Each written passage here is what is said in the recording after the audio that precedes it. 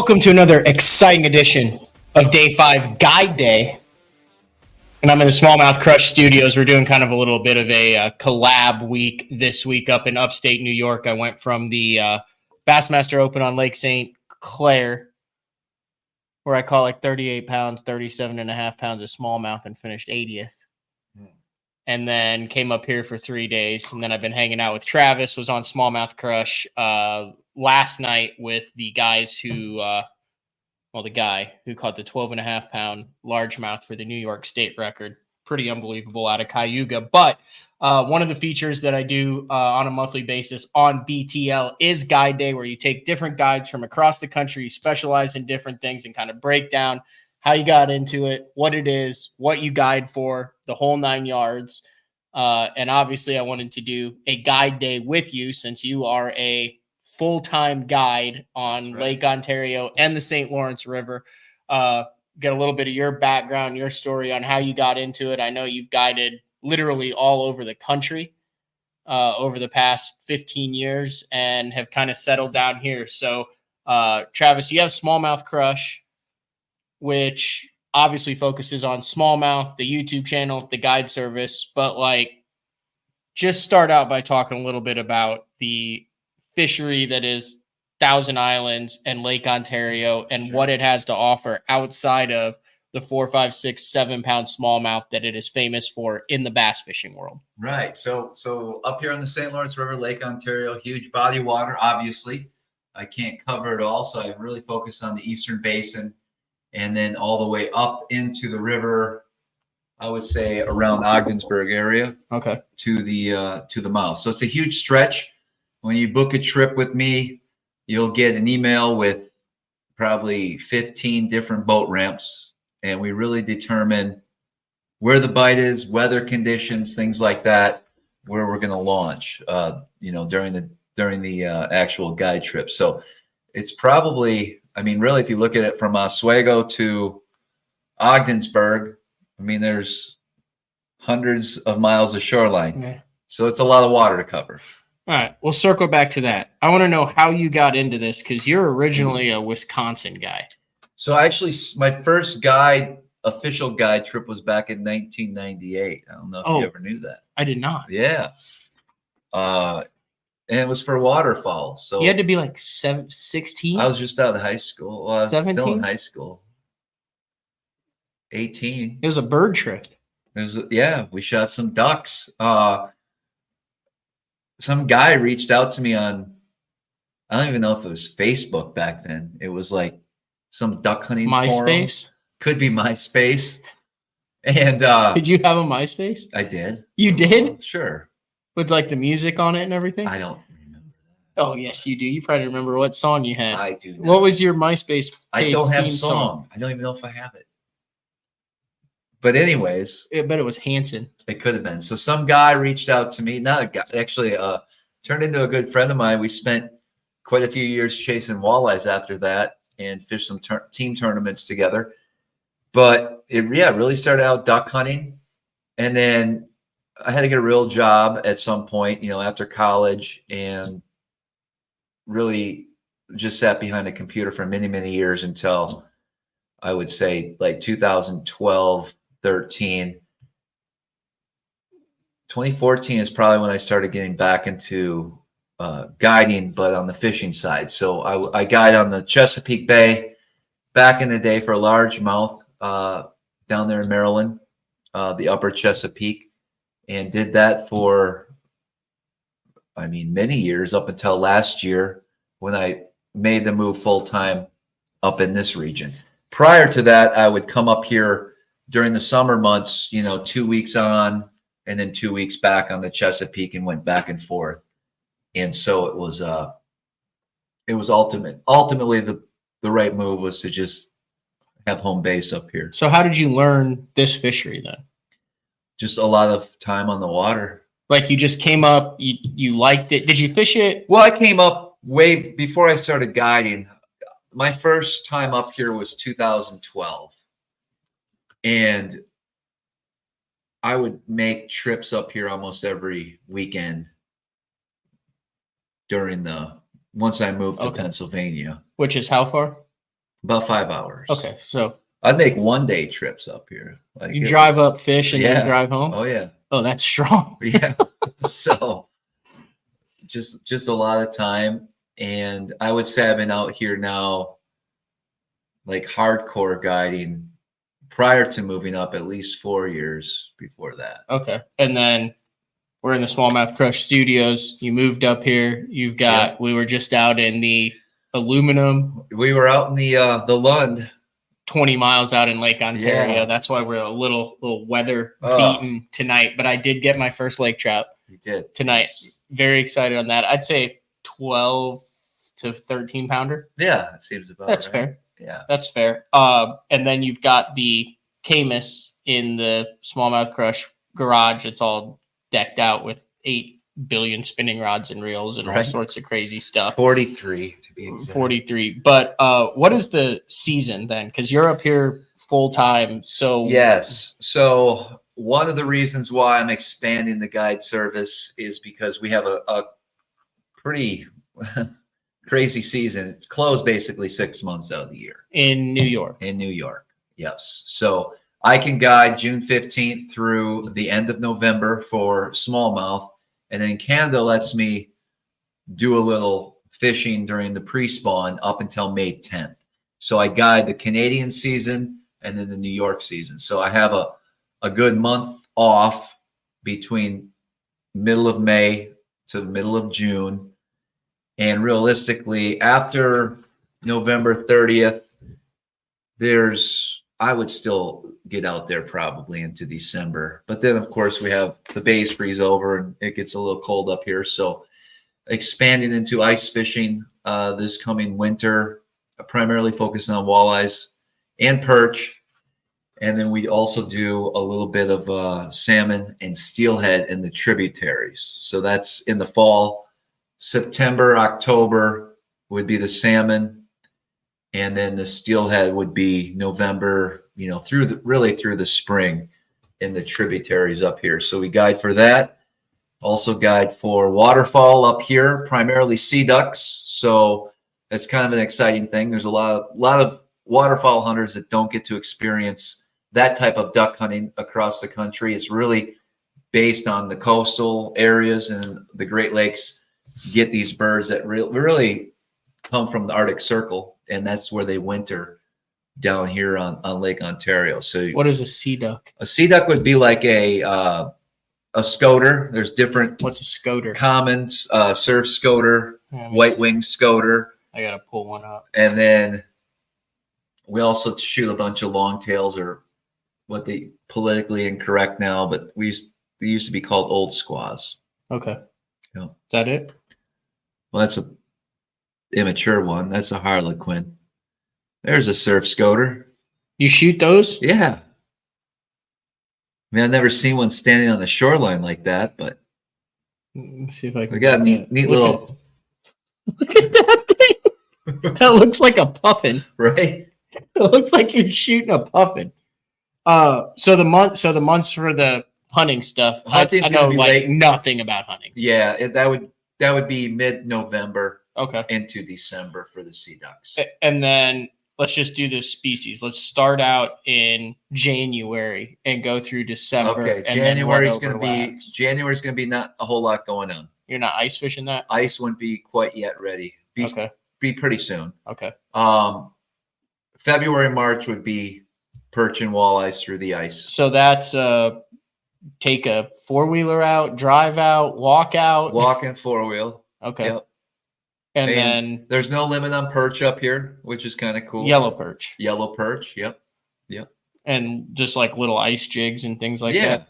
Yeah. Okay. Yeah, it's fun. So then March, April. March and April would be steelhead in the tributaries, but we also go out on the main lake and troll for brown trout. So there is some brown trout trolling going on then. Oh, I didn't even have that in the list. That's all right. I did. So is that wading or is that no? That's in the boat trolling, kind of what we did today, but with planer boards. And, no, the steelhead and stuff. Oh, steelhead would be well, yes and no. It could be with waders, but it could also be in a boat. It could be in a boat and waders at the same time, getting to areas and then fishing from with your waders or just fishing out the boat. What's a good day for steelhead? When I was up in Alaska, it was like hope to catch like 2 or 3 in a day. I mean, I hope to get 6 to 8. That's a decent day up here. Maybe more. You could have some real good days. With like egg sacs or artificials or mostly beads under a float. So like the little 6-millimeter beads that they think is like a salmon egg or yeah, something 8, like 10, that. 12. Yep. And you just float it down the river. You're drifting in the river with them. Yeah. 10-foot rod. Yeah. Oh, yeah. Huh. Yeah, that's fun. cool. And then they live out in Lake Ontario. Then they head out to Lake Ontario, and I'm not quite, we went out in the Lund today and did some trolling. I'm just not dialed yet on that. They dialed. I think the boat isn't quite. It's not the deal for offshore salmon and trout. Okay. You need a bigger boat. So I probably will never guide for trolling for salmon and trout during the summer months like we are now. I like to do it for fun. But we have a 20-foot Lund, which is great for walleye trolling and things like that. But you saw how sketchy it got out there. I wouldn't say it was sketchy. I mean, you also know what you're doing. But, you're in a 20-foot aluminum in Lake Ontario and 6-footers. So, right. Exactly. We're not one of the big charter boats, that's for sure. Full disclosure, we were fully life vested, buttoned up, kill switch engaged. People knew where we were. Yeah. And Travis took it slow. We went out in the mouth and he said, we'll see how it looks. We'll see what. Yeah. And we made it. I felt safe the entire time. Yeah. It was just kind of uncomfortable at times. But you did lose a rod and reel. I did lose a whole rod and reel today. It just. A Shimano line counter, like a 600 series, and then a St. Croix salmon rod just shot out of the rod holder. We don't know if a fish grabbed it because we weren't really paying attention. But it couldn't have because it was on a downrigger. Right, but it could have popped and we didn't know. Yeah. Could have happened that you would have thought it would have. I don't know. Anyway.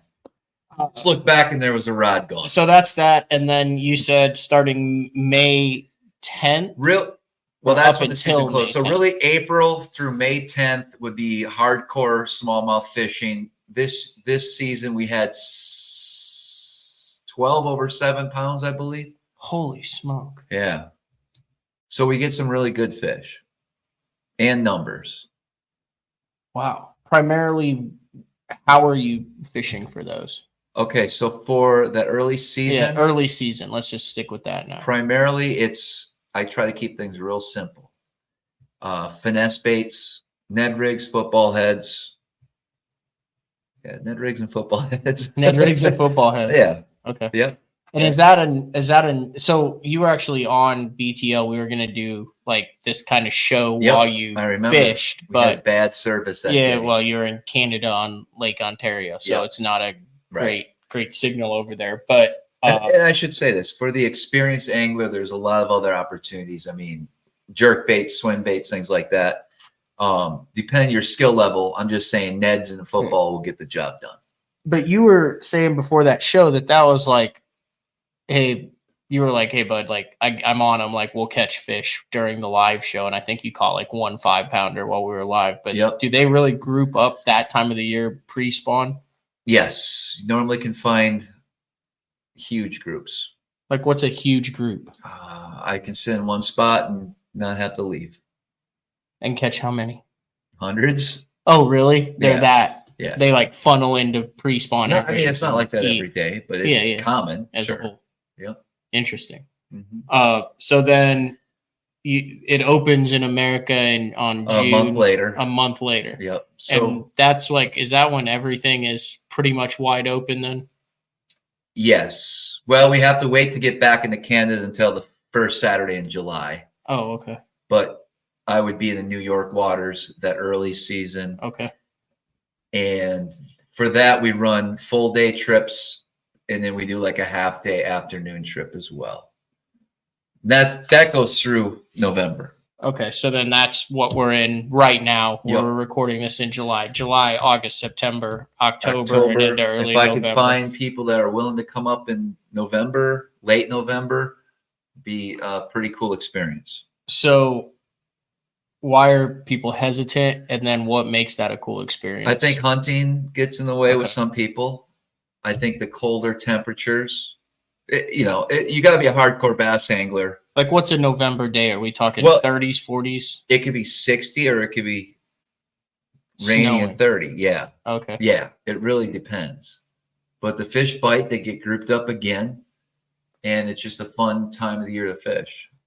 Really is. I had Big JP on. Yep. You kind of it sounds like he kind of gave you credit for getting him into Sure. a lot of the guiding and doing some things. So he went over in that guide day episode a lot of characteristics about the St. Lawrence River, about Lake Ontario, but just kind of describe, like you mentioned it at the beginning, but like what the fishery has to offer as far as different styles, cover, structure, water clarity, that type of thing, all the way out into Lake Ontario. So I guess for a guide trip, I really like to customize the trip based on what the customer wants. So if somebody wants to learn electronics, if somebody just wants to go out and have fun and catch fish, if someone wants to target bigger fish, if someone wants to learn how to drop shot deep, someone wants to learn how to finesse, someone wants to learn how to drift. There's so many different styles and ways to fish up here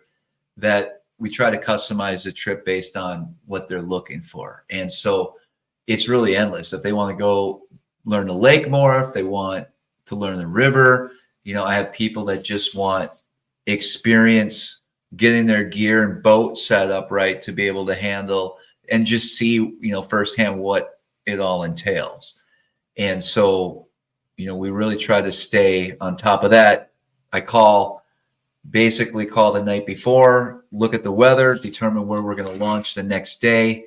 And then I ask them, what type of experience are you looking for? And most people just want to catch fish. Yeah. So that's what we do. I will say, from my experience, having dumped in a lot of different new fisheries over the past 5 years, the first time the opens came up here, there was just like a 5-day off limits before practice started.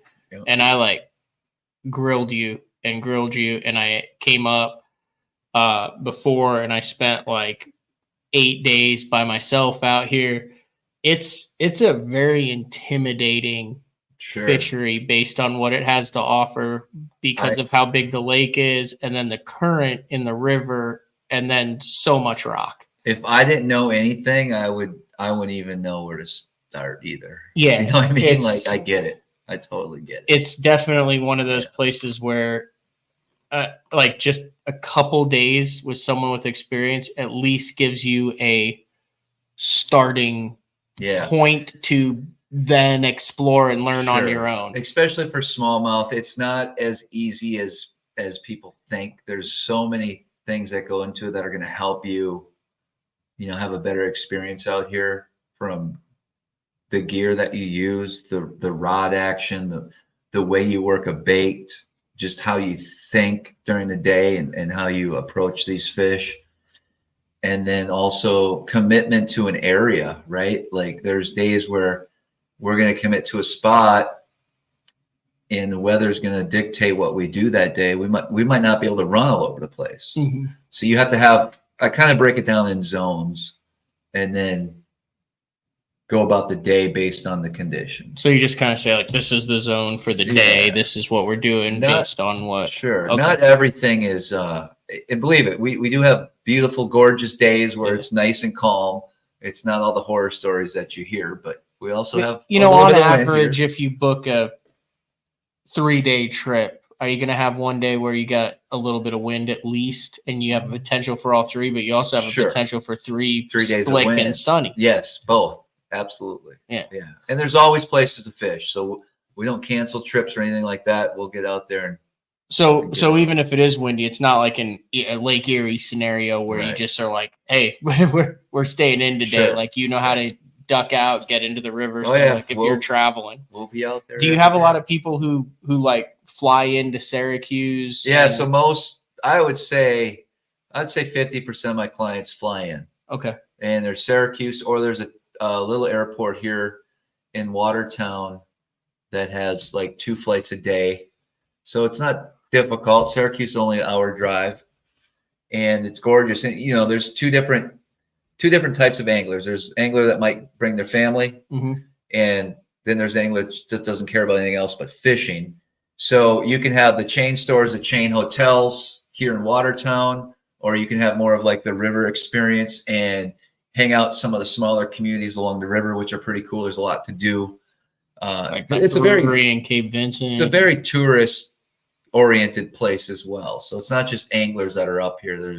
Everybody's up here in the summer. I like it. You mentioned the families thing. Do you get a lot of father-daughter, father-son, mothers, kids, families? I do. I get a mixture of that. Okay. And how is that? Like, can you take a kid who likes to fish but isn't that experienced and they can catch fish up here? Absolutely. Yep. We do. That's what we do. A lot of half-day trips. Okay. A lot of half-day trips are for tourists that are up here and they just want to go out for 4 hours or so and mess around in the afternoon, which is perfect. After a guide trip to just get them on the river and catch some fish. So, like I said, we can cater pretty much to whatever. You've talked about that. One of the coolest kind of unique things is you've got this river and then it literally opens up into Lake Ontario. There's some famous islands, some famous areas out there that a lot of people have heard about, have been made famous also in Elite Series events and Sure. FLW events. For a guy who wants to experience big smallmouth on the lake, like what would you say is the ideal time to come up and get on the Lake Ontario giants? So everyone asks me that question. Okay, well I just did too. And it's I'm going to tell you what I tell everybody. There is no bad time to come up. Really? There really isn't. I can't think of a bad time.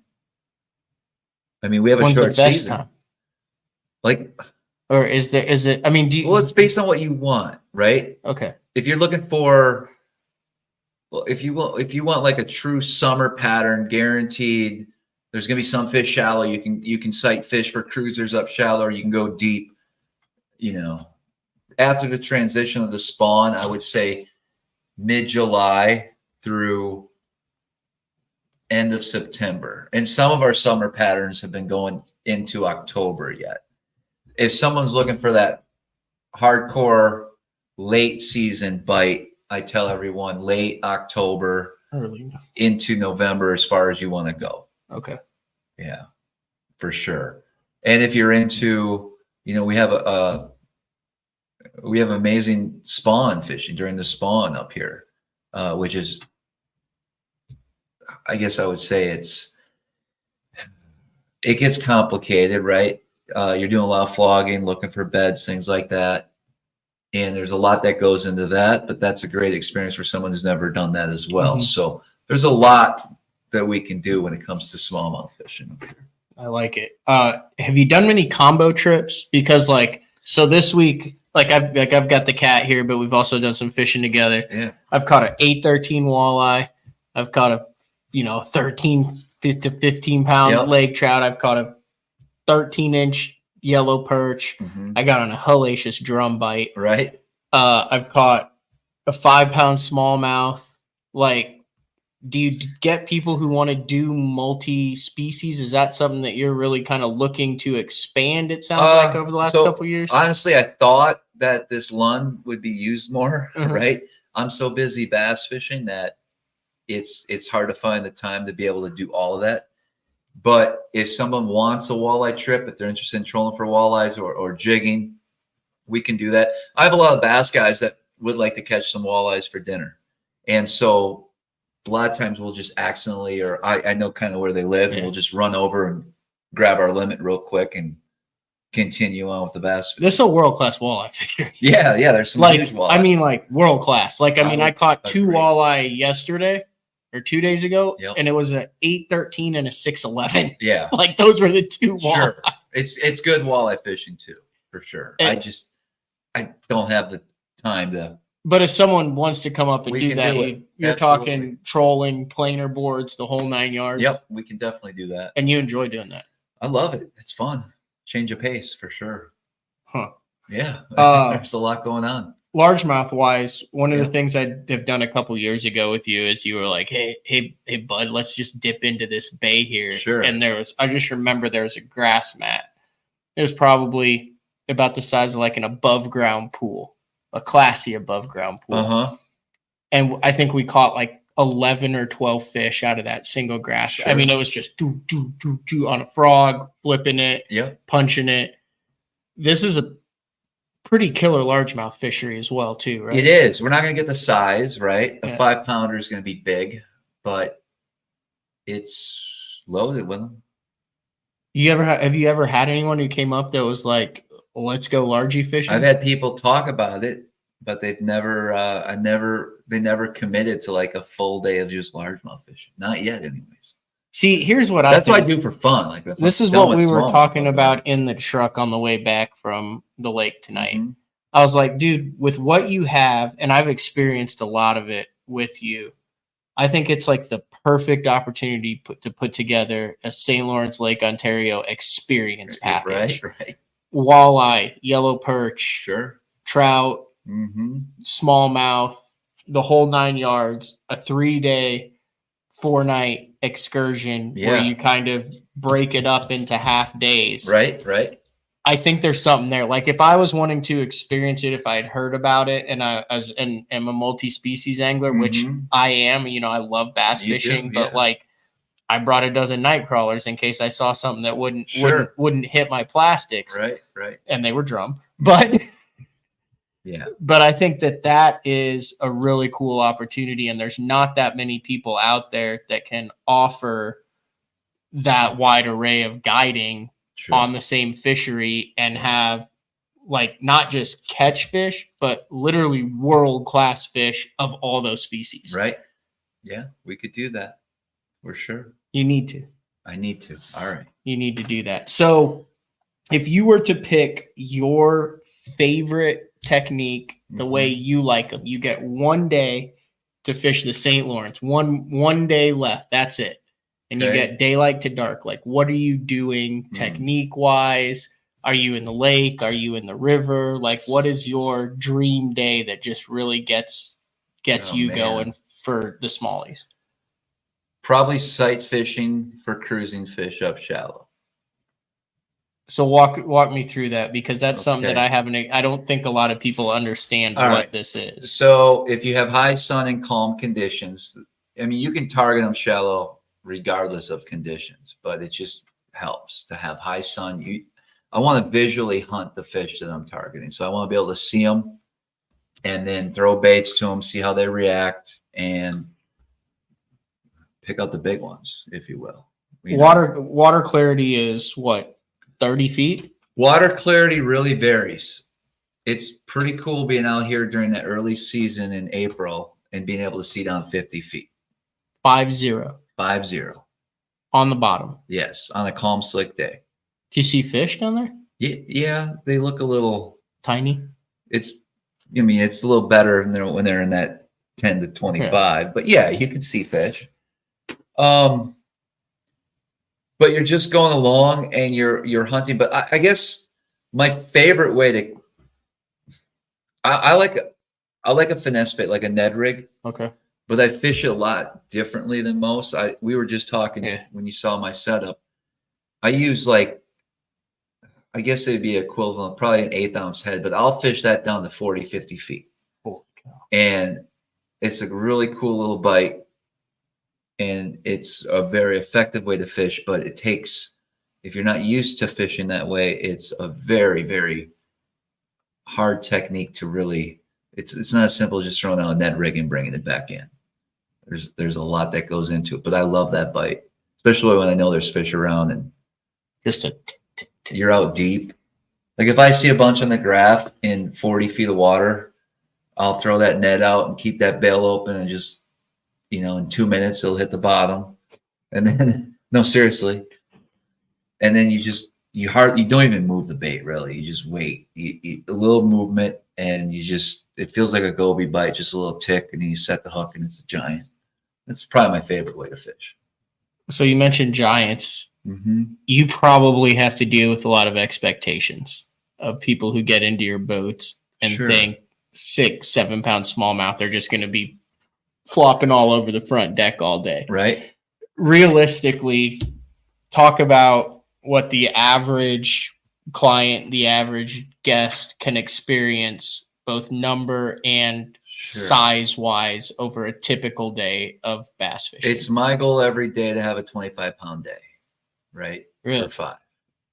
Doesn't always happen. What percentage of the time would you say a 5 pound average happens? Depends on the conditions. If it's perfect conditions, we can get the job done. Wow. Yeah. If it's, I shouldn't even say if it's blowing, because we can still get the job done. But I guess that's just my expectations I put on myself for a guide trip. But really, it does come down to angler experience as well. Okay. That's the biggest thing. I can take you to where they live and show you them, but and I can teach you how to hold the rod and what to do, and I can tell you a dozen times over throughout the day, but you got to stick to it, and you got to be focused too. I know it's a pretty area, but let's watch our line. Let's not look at the castles and the lighthouses. You know what I mean? I hear you. Numbers wise, like I said, I just came from St. Clair where we were catching 100 a day.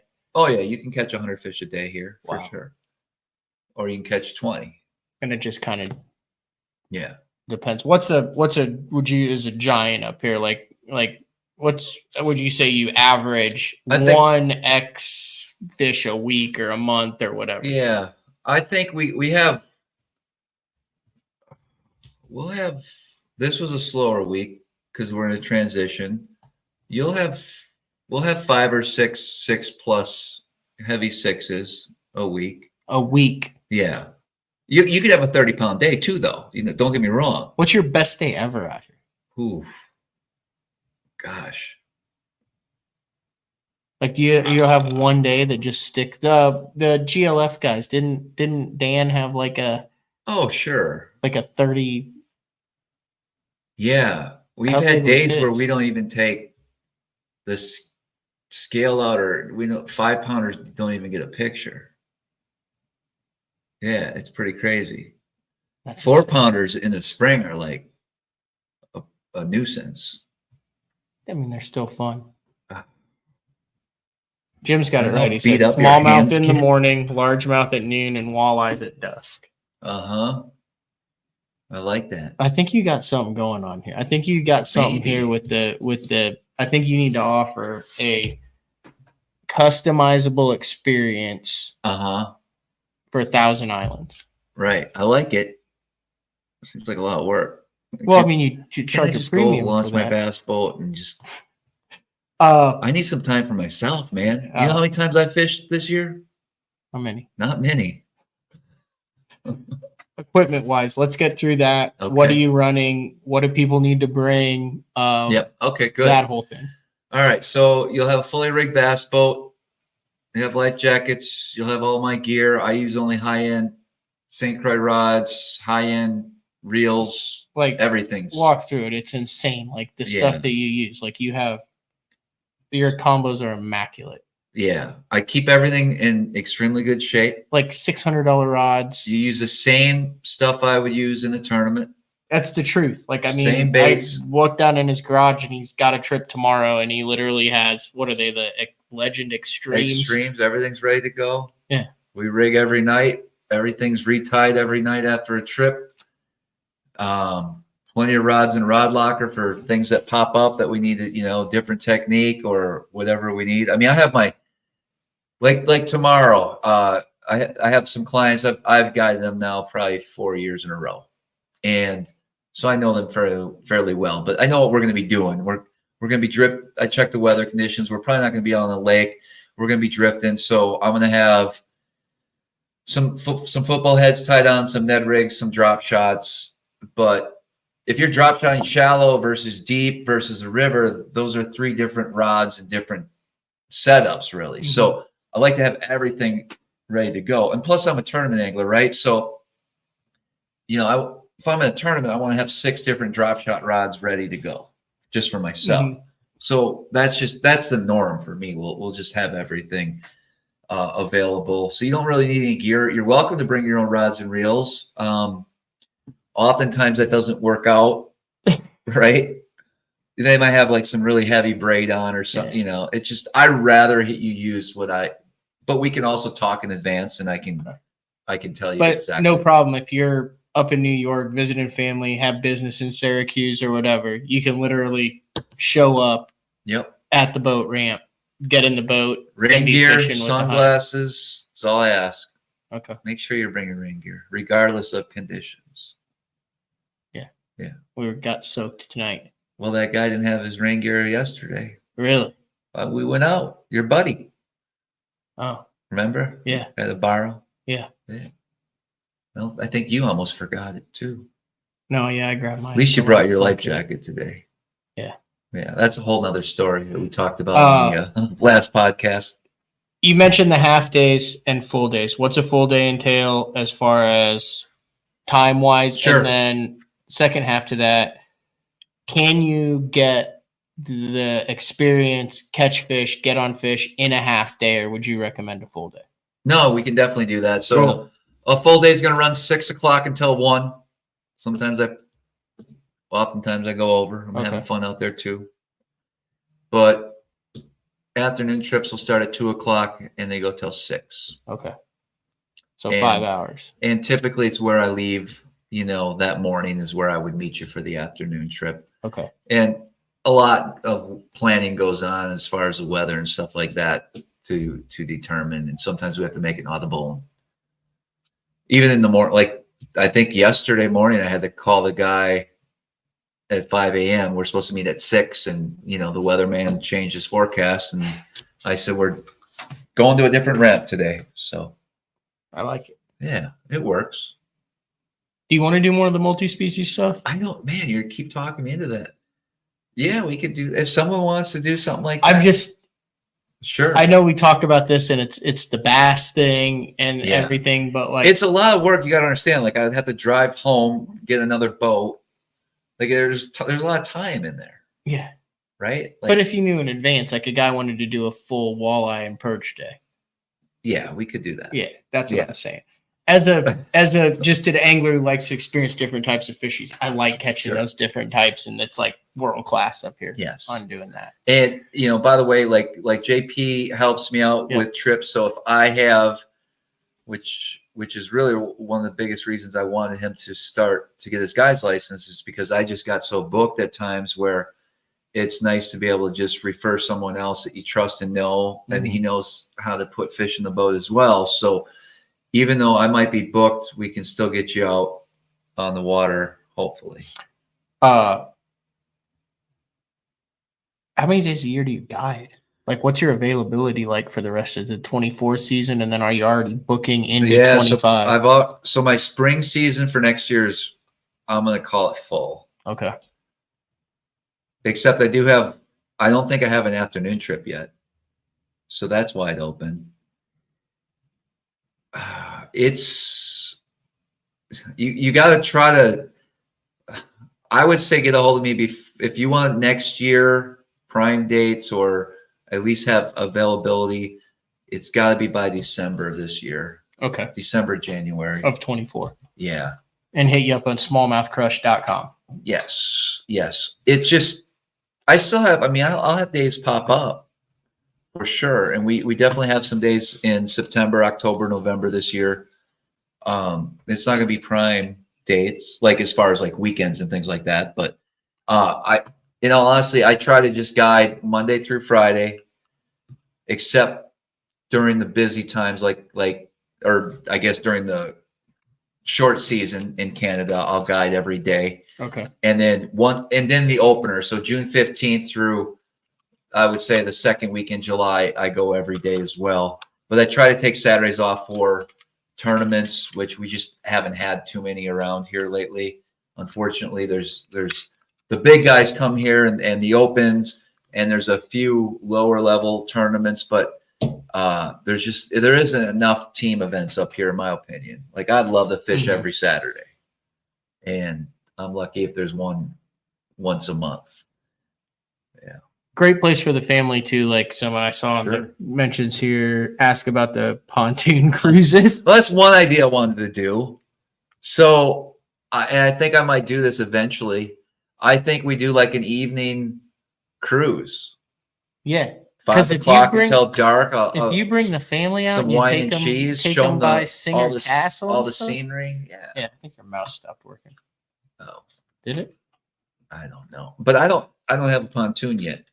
Nor do I have the space for one. You put it next to the house there. I'd rather get tried that with I want to get an airboat next. For here? Yeah. Oh, for duck hunting? Duck hunting and ice fishing, yeah. Do you have another battery? Because we can't end the show. We literally We can't end the show now? We're locked on live. Well, I can't even open the battery case right now. My hands are all greasy from that lake trout. There you go. All you got to do is shuffle the battery around. You sure? Yeah. Because I already tried that. You took it out? Yeah. You didn't see that? Geez. I did it like low key while we were talking. All right. Yeah, we got a bad mouse, guys. Do you have batteries right here? Look in the drawers. There's got to be batteries somewhere. Oh, here's a remote. You have hand cream. How do you open that remote? I don't think this remote has. Oh. You don't have a AA battery sitting around? I'm scared. Oh, here we go. I got it. Hold on. Bear with us, guys. Oh, these are AAA. That's AA. Yeah, that's AA. That's This not can't be work. that complicated. All right, bear with Do you me. not have a AA? I'll go get one. Okay. All amongst yourselves. So when Travis comes back, we'll get into kind of what it costs to do a trip like this. I would say, like, you know, if you have your own boat, you're a bass fisherman, a tournament bass fisherman, this is definitely a bucket list trip. You know, I talked with JP about this before. I would put, you know, Mille Lacs, an Erie out of Buffalo or Sandusky. We talked with Michael Simonton talking about, you know, guiding trips out there at the Bass Island, that, and then St. Clair, and then definitely Thousand Islands. We're back on the. Okay. Right, we got your battery. What kind of batteries are those? They're from Amazon. Really? Yeah. Still doesn't work. It doesn't work? No. Oh, it's off. There we go. Okay. We Put got that cover back on, bud. All right. Cost wise, how much does it cost to get out with you? Half day, full day, that type of thing. All right, it's $800 for a full day, and I think it's $550 for a half day for 2025. Okay.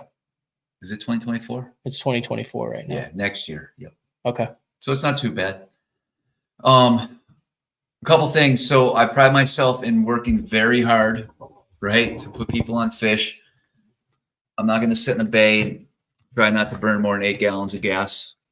Dude, I saw you running all over the damn river 2 days ago when I was out. The fuel bill per day is well over $100 easy. Yeah. So I'm not trying to like just take you out in the river and sit there and bob around.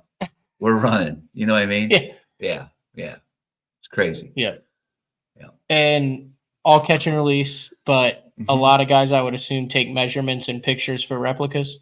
Yeah, absolutely. In fact, I get so many requests. Like I probably should take one of them. They all want to know the girth and stuff. I don't know. You don't have a soft tape I measure? I guess. You should have a safe. What did you just have them? They do just fishing line usually. Yeah, they've done that. They've gotten creative. Also do I do a lot of video, and obviously on my YouTube channel, but we also offer a taped version of the day, just like I would put on YouTube. Really? So yeah. So that's cool. So you can go back and show your buddies all your 5-pounders. Tape it. I'll edit it and put all that together as well for you. So that's part of the package, or part of the things that I offer as well for the trip. So very cool. You're still passionate about it. I can tell. I mean, every time I've been here, you're like literally like planning, plotting, working, looking at the weather, basically talking my life to your clients. Obsessed with this because that's all. And now catching a salmon out of the water. Right, that too. But I have to be prepared. Like tomorrow I got a double, right? So what time is it now? It's like 11:15, right? Yeah. So I'm going to get up at 4, be on the road by, I'm meeting in Clayton, so it's only a half hour. So I got to leave by 5:30, meet the clients, get on the water, fish till 1, pick up my next trip at 2, fish until 6. Good Lord. Won't be home until 7, and then you have to rig up. I pressure wash the boat every day before it goes in the garage, and then so it's clean up and then rigging. Yeah. So no paperwork or business gets done. I try to follow up with all my emails as best as I can. I have a pretty good system with logging clients and stuff, but some things do slip through the cracks. So if you do email me and you don't hear back, or the thing is, there's so many different ways of social media. So I got people asking me on Instagram, the Facebook Messenger, the text messages. It's like I can't keep track of everything. Yeah. So just call me too. That works. That'll work.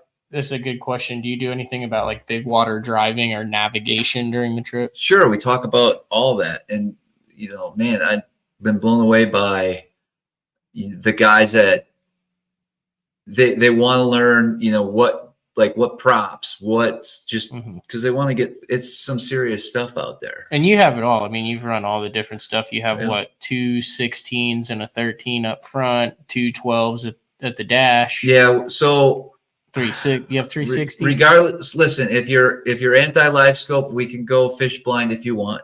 Oh, I've fished blind 80% of the week this week that I've been here. But if you're into electronics, I'm your guy for that too, because that's a lot of fun. It's very convenient. We don't have to waste too much time wondering if there's fish around. And there's an art to it, of course, which I love trying to explain, trying to get your distance, your cast angles, all of that down, as well as battle 3 to 4 footers at times. What is the percent odds? Like give yourself a 90%, 80% that you guys boat, that there's at least one 5-pound smallmouth in your boat tomorrow. Oh yeah, we'll get a 5. Like a percentage. 80. Wow, that's cool. Yeah, just a 5. That's easy enough. 6. 6. Now we're gonna lower to 50. With my guys tomorrow. Yeah. No, just wait a second. Not that. No. Just on average. Dude caught this same guy guided 2 years ago. Caught a 6-pounder sitting in the folding chair in the back, casting a Cinco, while I was trying to teach his buddy how to Ned rig deep. So it's possible. Yeah, it's possible. If you're a average tournament fisherman, you know your way around. If you know how to work a rod, and you come up for 3 days. Oh yeah. Well, what are the odds that you'll get a shot at least of a 6-pound small? Good. If you can. I mean, you can never say 100. If you can work a bait, yeah. I like it. Anything else that you think I've left out on this, Travis, before I let you go? I think we certainly covered a lot. Yeah. We did cover a lot. All right. Smallmouthcrush.com for all that. Also, thank you for letting me take over the Smallmouth Crush studio for a couple of nights. Yeah. I'm headed up. I'm not really sure what my plan is, but Jody White, who is with MLF, he actually won the Open on Thousand Islands last time they were here. We're going to go mess around on some secret lakes in New York before I head to, it's off limits right now, the Bass Nation Regional on Lake Champlain next week. So a couple more days. All right. I think that's all we got for tonight's show. There's the music that we'll bring in. You got to get a little sleep. I see right there. There's your little notice. Guide trip. Tomorrow. All right. This has been another edition of Guide Day. Travis Manson on the St. Lawrence River and Lake Ontario. Next show will be Thursday. Frank Scalish will talk about gaining confidence in new techniques. Nice. It's ICAST week, right? ICAST is going on, so there's going to be a lot of new stuff coming out. But, you know, sometimes you always want to go back to the tried and true. That's why I was 5 years behind on a biffle bug. And then I learned it and went, oh, this is not as weird as I thought it was. So, but yeah, Frank will talk about that on that. So that's all we got for tonight. We'll talk to everybody then. See ya.